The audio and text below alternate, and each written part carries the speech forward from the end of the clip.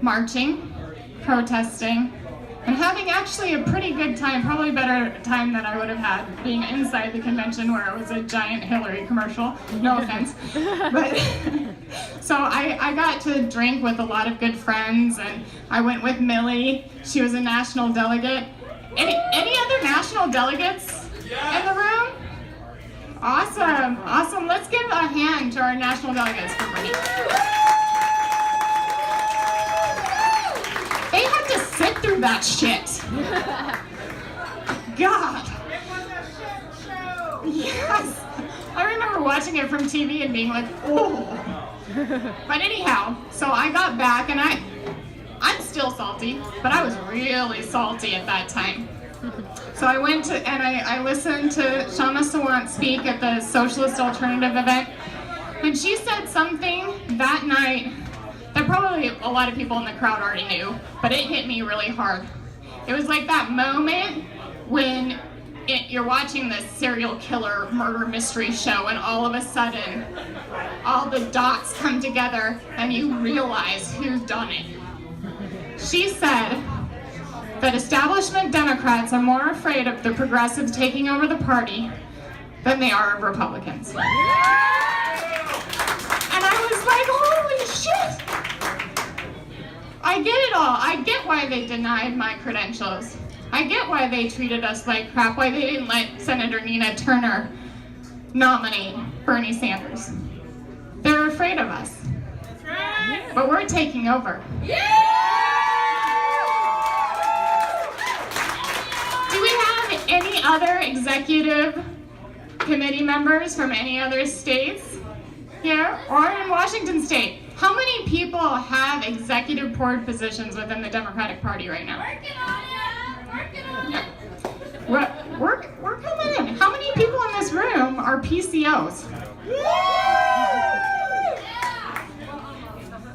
All right, so I want to give well, how much? Okay. I'm going to give a little bit of my tough love speech, and then I'm going to hand it over to the next musician, and then I'll talk about whole Washington when I get another moment.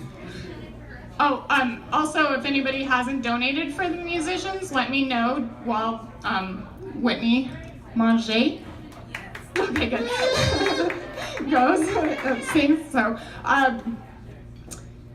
we need to stop being divided by things like Dem Exit, Dem Enter, different strategies. We saw that a lot during the Whole Washington campaign. How many people in here were volunteers for Whole Washington? 100% volunteer campaign. We got 103,000 signatures. That's like unheard of. We faced so many obstacles too, including allied groups, national groups who would not support us because they don't want statewide strategies. Unions. Yeah. We had other local groups who said, initiatives suck, so we're not going to support you. It's the wrong year to do an initiative, so we're not going to support you. You have premiums in your initiative, we're not going to support you. These little strategic differences caused coalitions to break up, and they're causing coalitions on the left to break up. Dem enter, dem exit. What did I say before? Are monopolies good? Oh, we need to do both. We need to have an outside strategy and an inside strategy. But I could go on for hours about that. Thank you. I appreciate that support. I think that this gathering today and events all throughout the nation have shown us what incredible times we live in. This is the United States of America, the seat of global capitalism, and the country has never been wealthier than it is today. And yet, we have unprecedented levels of inequality, poverty, social oppressions, and at the same time, we have something almost magical happening in this country, which is a growing interest in socialist ideas and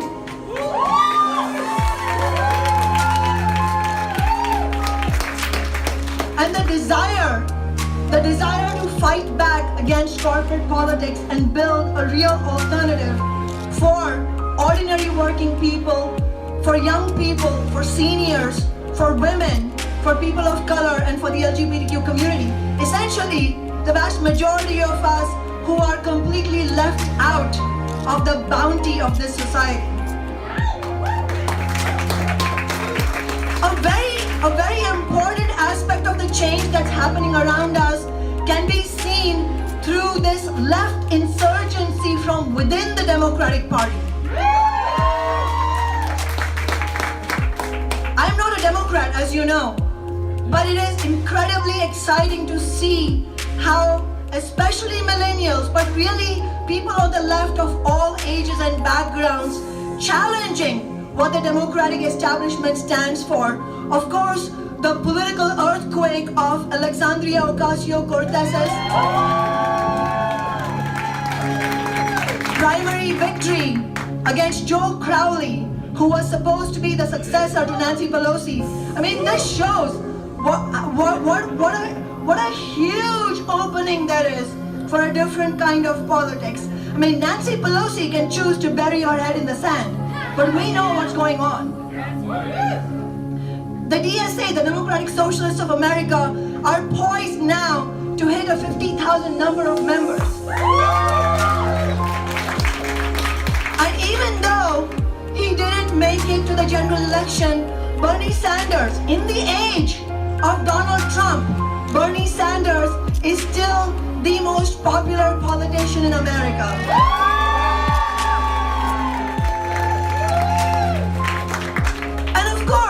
The US society is getting more polarized by the day. Obviously, through the election of Donald Trump, we do see the current of the right wing that exists in society being emboldened. We're seeing, today there was a Patriots prayer action at City Hall.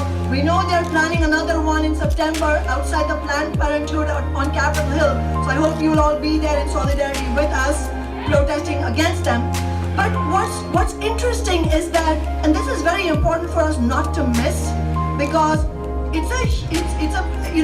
you could either conclude that, oh, Donald Trump won, the right wing is emboldened, it's demoralizing, and yes, no doubt it is, and it's a real threat that is being faced by women, by workers in the labor movement, by the LGBTQ community, not to mention the grotesque attacks on immigrants, especially immigrant children, that have happened under Donald Trump. But at the same time, what we're seeing is that society as a whole, as represented not by the billionaires, but by ordinary working people on the ground, is moving leftward, not rightward.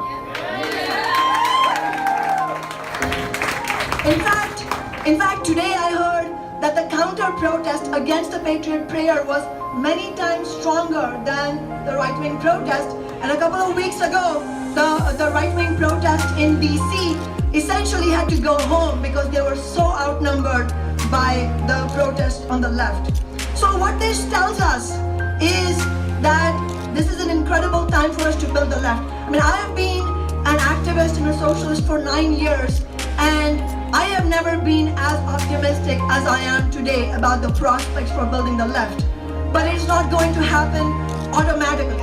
That is why gatherings like this one today are extremely important. And I think we should put to rest the false dichotomy of inside versus outside strategy. I mean, movements for success cannot be built on such simple handles. It is not, do we need movements on the streets or do we need to run candidates? We absolutely have to do both. It's a question of what basis do we build movements on? And I think that question for what basis do you have and what strategies you use are important, whether you're building a movement on the streets, whether you're building a unionization effort in your workplace, or you're running an election campaign. I would urge everybody not to make artificial distinctions between what kind of campaign we're running, but understand that essentially the strategies that we need to use for success and for really empowering, more layers of people, those strategies remain the same whether you're running an election campaign or you're running some other kind of movement. And ultimately, there is no alternative. There is absolutely no alternative. If we aspire to a different kind of society, not to mention a truly socialist society that is able to harness the untold resources of nature and technological advances to the good of all of humanity. If we aspire to something like that, then there is no option but to build mass movements that fight against the billionaire class and understand who's with us and who's against us.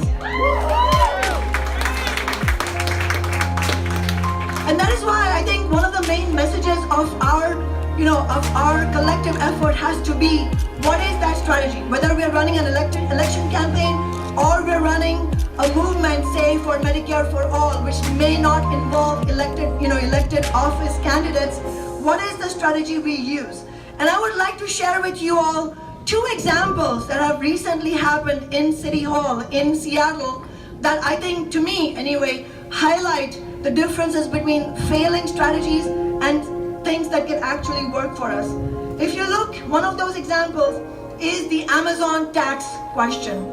As you all know, we built a powerful movement, by any account, a powerful movement to tax big businesses like Amazon, the top 3% of the largest businesses in the city, to build social housing. Social housing is publicly owned, publicly maintained, permanently affordable housing, because we know the housing market under capitalism is not going to solve our problem. It has made it worse, and we cannot hold our breath for that market to solve the problem. So we do need social housing. And we had this incredible movement to build towards this Amazon tax, and we won it. In November, the majority of the city council voted against it. Then we built an even stronger movement, and in May, the city council unanimously voted for the Amazon tax. Each council member making grandiose speeches about why they stood for this and why they've been wanting to do this from the very first day, and so on and so forth. Less than a month later, 7 of those 9 council members voted to repeal that tax. And yesterday or the day before, we heard from the news that public records search has shown that the mayor and 8 council members, there are 9 council members on the council, so 8, that's all council members minus me, had private conversations about repealing the tax. And I know for a fact that these conversations were initiated by the Amazon lobbyist and by the mayor. So I think this is a very important example for us to take into account. It's a sobering example. It's not a happy example, but when we have setbacks in our movement, it is our duty. It is our moral and political duty to learn lessons from our setbacks. And the lesson from this setback, I think, is that no matter how genuine a politician might be, it is imperative for the movement not to put faith in those politicians, however well-meaning they might be, who in turn put their faith in the corporate politics, insider politics.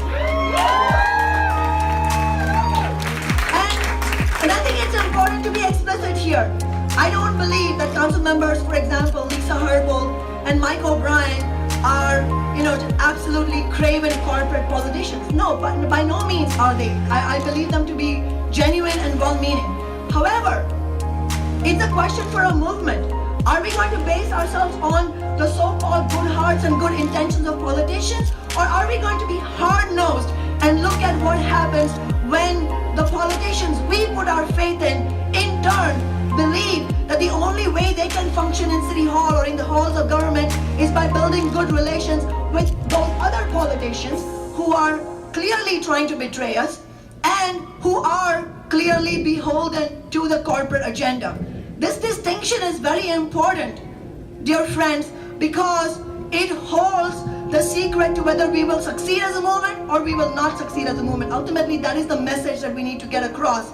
Because we're not doing this because this makes us feel good. No, we have tens of thousands of households, working families in Seattle who are either homeless already, are couch surfing, or doubled up with extended family members, or are one financial disaster or one rent increase away from homelessness or in other ways precarious housing. So we're talking about the real lives of real people, of the workers who make our cities run, without whom our cities would come to a standstill even in a single day.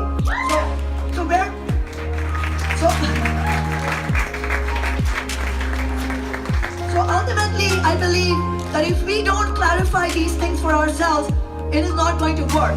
That is why we have to be sober and very clear-headed about these things.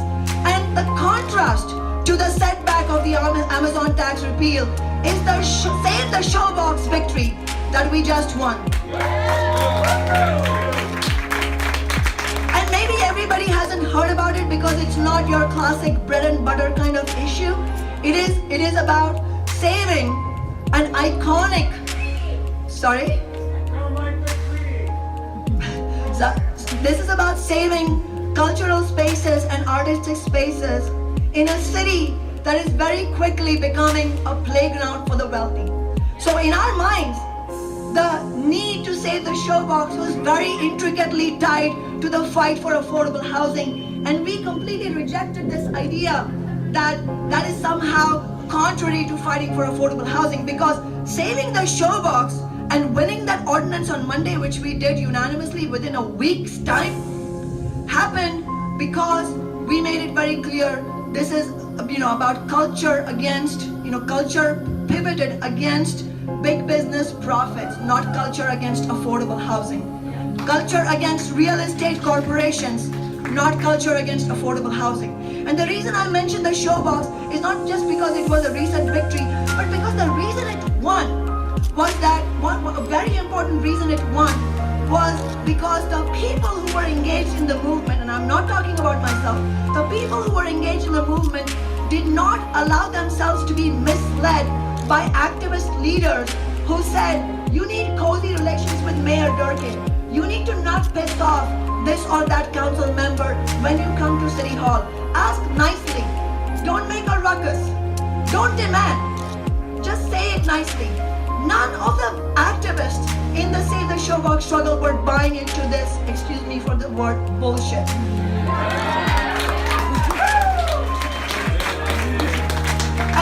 And I would wager that if had we had that kind of political clarity and courage in the Amazon tax struggle, there is no way in hell these council members would have dared to repeal it, because they would have known what they were up against. So I would hope that we, going forward, our movements derive this kind of clarity. When there were council members who said, "Why didn't expect big business to fight this hard against us?" Are you fucking kidding me?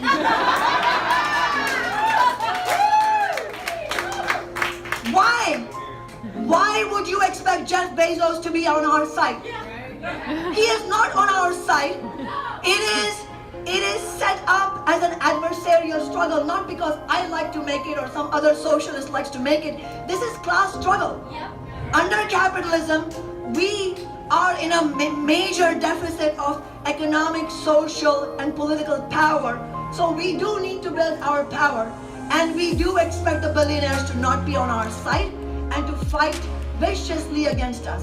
And so if we are to win, we have to be clear that yes, that's the way it is. It is us versus them. And do not let anybody tell you it is not us versus them. It is absolutely us versus them.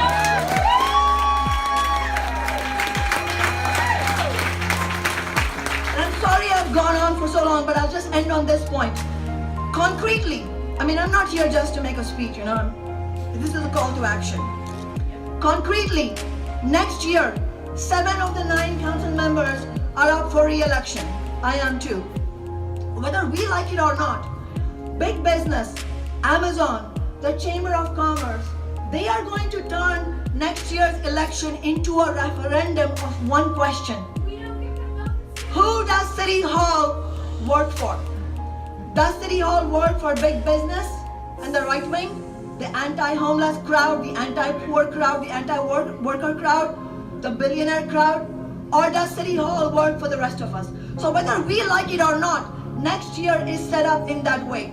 Are we going to build our own alternatives? Yeah. You gotta be louder than that, otherwise there's no more.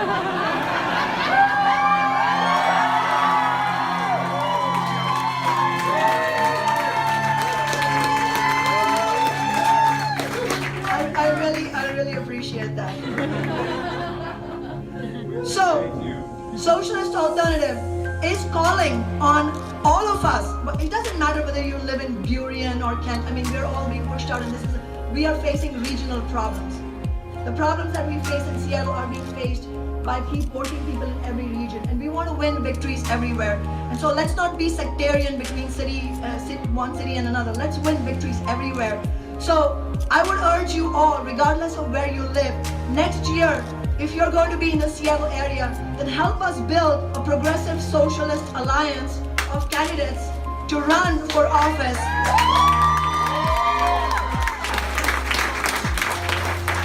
On the basis that we have been able to not only run for office once, but we ran for office twice, we won the election, and we have won a number of victories. But the way we have won it is by using our elected position and our campaigns in unambiguous and unapologetic service of ordinary people. And I really appreciate that the Sarah Smith campaign is running along those lines where they have said no to corporate money.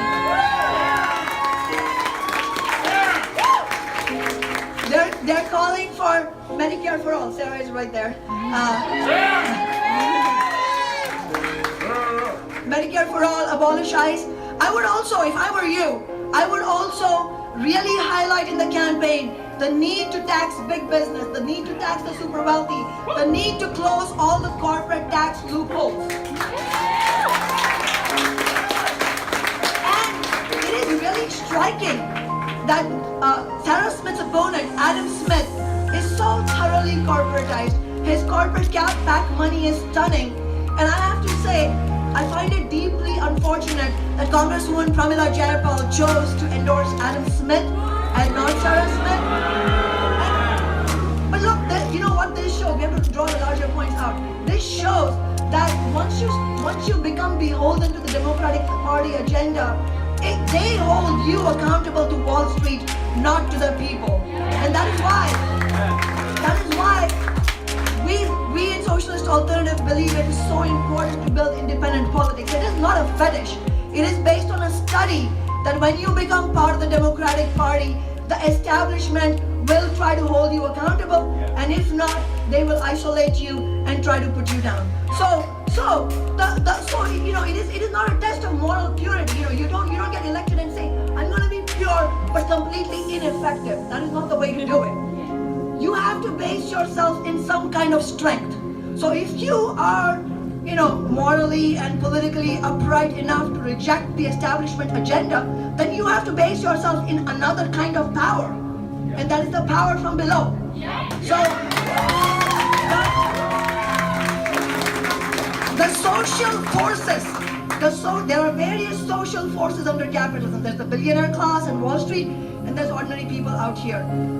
which social forces you base yourself in and your party bases themselves in determines what you end up doing. So let's make sure we use not only Sarah Smith's campaign, but all our campaigns next year with the Progressive Socialist Alliance to show, to really demonstrate through action that it is possible to build a politics and an organizational agenda that is completely answerable to the people at the bottom, the immigrants, workers, and everybody else who is marginalized and oppressed under our society, and not for the billionaire class. Thank you.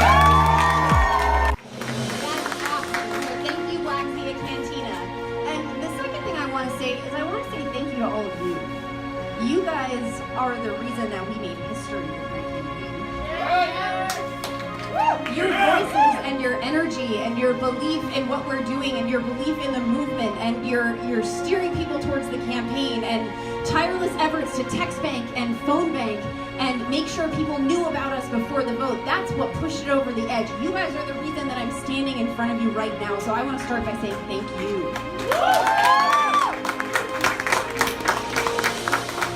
I'm going to start by telling you guys a story from way back in the day when I first started running. It was the first time I was ever introduced as a candidate running for Congress in Washington's 9th District. I went to a group that no longer exists anymore, but I was introduced as a candidate, and when they heard that I was running in CD9 against the incumbent, one of the men in the room stood up and said, "Absolutely not, you're crazy, you can't do it." And I think that's really the crux of everything we have put up with time and time and time again, and we are sick of. We have had a machine that tells us you can't fight back against the industrial complex that drops bombs on your many children. We have had a machine that tells us you can't fight for fair immigration.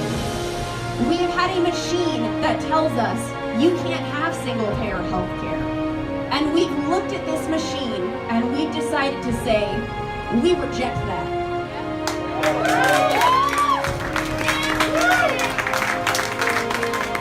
So we're here tonight supporting and running progressive campaigns and running for office ourselves and fighting for all of this progressive vision because we've realized we can break the machine. We will be the nation that believes that we can empower our workers with education and not saddle them with debt from the second they step off that podium and move their tassels. We have decided that we can be the nation that puts roofs over people's heads and stops them from sleeping in the streets. We have decided that we will be the nation that allows all people to be respected, to have a dignified life, have food on their table, a roof over their head, and lights that turn on when they flip the switch.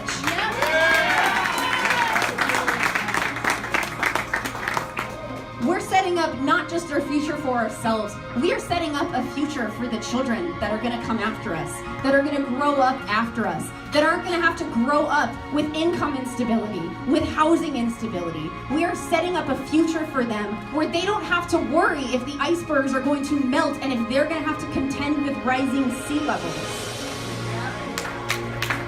We're creating a future where all marginalized people, where people of color, where women, where immigrants, where indigenous people, where the LGBTQIA community feels safe and feels heard and doesn't feel like they have to keep a gun in their purse to walk home at night.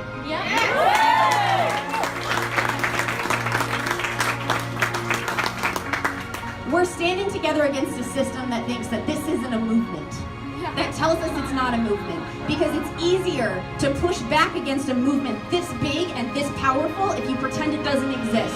So when they tell you that movement does not exist, look at all the people in this room and realize they've come from across the country to be here tonight together to solidify this movement, working across the nation to enact progressive values and get progressive candidates elected to all offices at all levels of government, from the bottom to the top. We aren't just starting at the bottom and working our way up.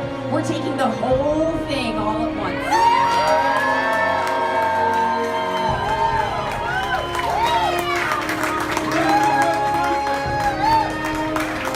This is what revolution looks like. It doesn't always come with a gun and a bullet. It comes with a ballot and a pen in your mailbox. Because working people deserve to be empowered for their labor, not put down. Because 70% of Americans identify as working class. We are told to shoulder the burden of the 30% and say thank you. We say no more. We are entitled to what we produce. We are entitled to participate in our economy. While Jeff Bezos hoards $150 billion worth of wealth, while his workers that gave him that wealth sleep in their cars, we reject that reality.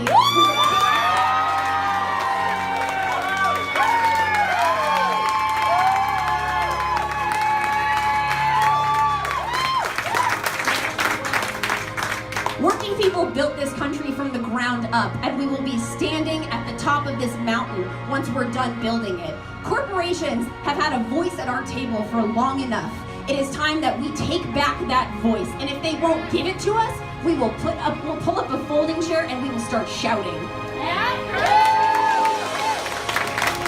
We will be heard. We will be heard in government at a federal level, at a state level, at a local level, county level, water commissioner.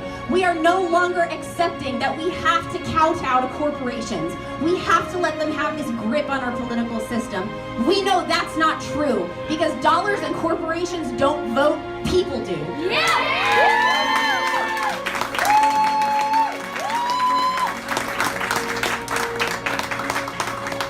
I'm really excited for the progressive future we are forcing to happen today. This is the kind of change that we don't have to wait for. This is the kind of change that can happen right now, this year. And it's because of all of you that it's happening at all. Because every single person here believes in a progressive vision, believes in single-payer healthcare, in debt-free education, that's tired of us being a follower in infrastructure when we should be a leader, that's tired of waiting for us to step up to the plate and take a swing for green energy.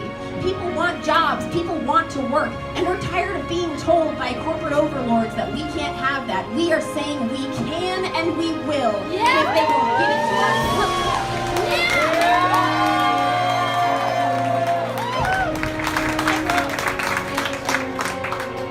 My incumbent said that all of my voters are just angry Bernie voters. And if he thinks that's true, oh, he's got another thing coming. This is not angry Bernie voters. This is working people tired of being afraid of a $1,000 emergency. These are working class people who are tired of being saddled with student debt. These are working class people who are tired of watching a guy take millions of dollars from the war industry and be told, I'm surprised bombs got dropped on other countries. This is a district that is tired and that is ready for change. And if he does not see that coming, I'm excited to blindside him in November.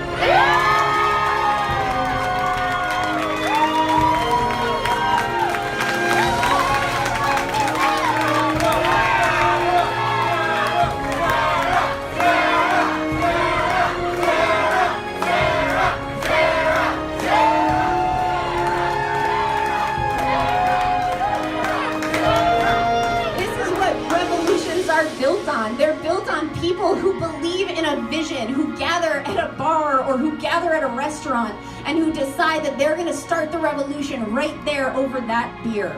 We are starting revolutions over our beers. But this is how we make progress. We invest in each other. We invest in our communities. We invest in the people that believe in us. And that's the reason that I don't take any corporate money, and I will not.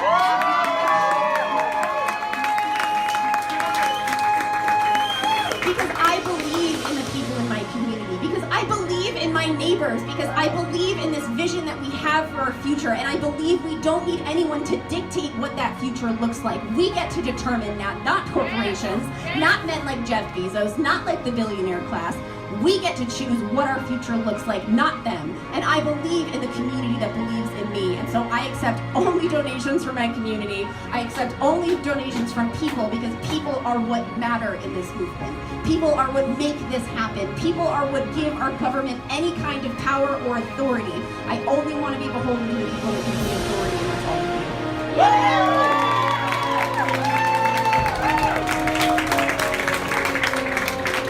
Public service, not Public Service Incorporated. But I mean, this is an incredible incredible movement, and just to be a part of it, to be going into November is just an incredible thing for a working class woman that never thought she would do anything more than sign her ballot and send it off. This is an incredible thing, and we need more people who are going to realize their incredible power and their incredible potential. We don't need to wait to bend the knee and kiss the ring of the establishment. If we want respect, we have to stop asking for it. We must demand it. Grassroots campaigns are viable, and they work, and they resonate with people because we talk to people. We don't talk to lobbyists, and we don't talk to special interest groups. We go to people's doors, and we meet them where they're at. So everything you guys do matters. Every person you talk to, that's a mind that's been changed. That's an individual that's going to tell their friends. These are people that are going to talk, and that's why people matter more than corporations.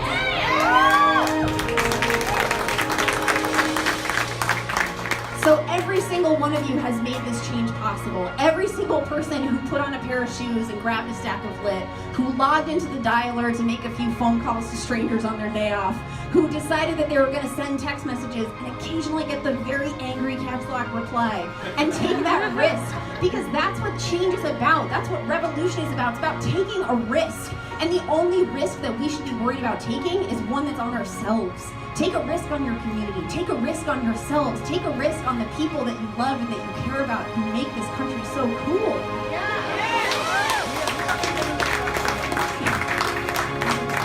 We don't need to wait anymore to be told that we're okay to step forwards and do our thing and run for office and push for this kind of big progressive change. We're going to do it whether or not they give us the okay, because we have each other. And that's how we're going to survive, is with each other. Because working people know the plight of working people, and that's why we know how to support each other, because we've been doing it our whole lives. So I'm incredibly honored to speak tonight. This is just so cool, and it's been so awesome meeting everybody here. But can I get a huge round of applause for all of our organizers? You guys are just...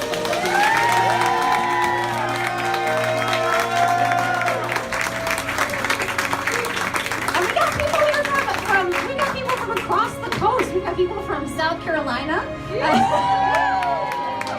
got people from Los Angeles. We got people from Chicago, from Ohio. I mean, awesome, guys. This is our night, and this is our movement. And in November, we're going to repeat this, and we're going to make it our night, but it's going to be a hell of a lot bigger. So thank you guys so much. Stick around, listen to our amazing musical guests if you haven't already been. Talk amongst yourselves, have fun, throw a beer back, cut loose. I mean, you guys made it happen, especially through the primaries. Take a load off, enjoy your vacation.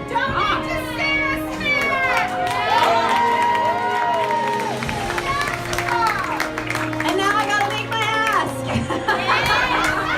Make your ask. My biggest ask is keep supporting progressive campaigns. And I know we feel like we've been whittled down. And I know we look at some nights when we're like, oh my gosh, we lost so many. But the fact is, in a movement like this, it's not possible for us to lose. We're taking risks in areas that the Democratic Party previously forgot about or said were lost causes. And even though we didn't win, we brought some extra chairs to bring into the conversation. Even though we don't win every single time, we change the tone of every single room we walk into. We affect people's lives by showing them this can be done. It can be done our way. It can be done the right way. It can be done with integrity, and we can have clean politics that we believe in. This is a marathon. This is not a sprint. And sometimes a win is not a victory. Sometimes a win is just changing people's minds. Yep. So progressive campaigns don't lose. We just take a break until 2020.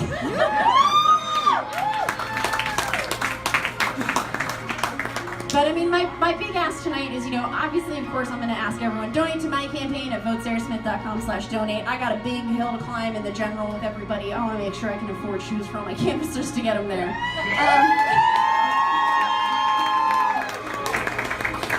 Check out all the other progressive campaigns that are coming up too in your areas. If you don't know someone who's running who's a progressive, find someone who's running who's progressive. Sometimes it might be you who should be running who's progressive. If you don't have a progressive and you can't find a progressive, be the progressive.